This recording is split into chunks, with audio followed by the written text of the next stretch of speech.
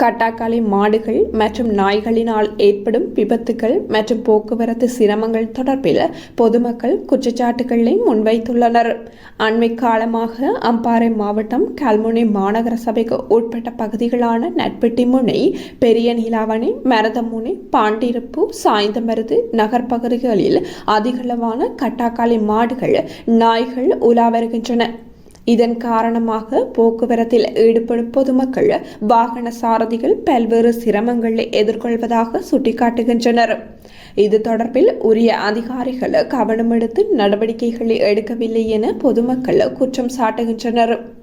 அதிகமான மாடுகள், நாய்கள் வீதியிலே படுத்துறங்குவதை அவதானிக்கக்கூடியதாக உள்ளது. கல்முனை தலைமையக போலீஸ் நிலையத்திற்கு முன்னுள்ள வீதியில் நாய்கள் நடமாடுவதோடு பல நாய்கள் போலீஸ் நிலையம் செல்லும் வாசலில் வீதியில் படுத்துறங்குகின்றன. மாலை நேர பொழுதில் அதிக போக்குவரத்து நெரிசல் ஏற்படுவதனால் ஒளியூட்டுவதற்காக வீதி விளக்குகள் போதிய அளவில் இல்லாத ஒரு துர்ப்பாக்கிய நிலையும் இங்கு காணப்படுகின்றது.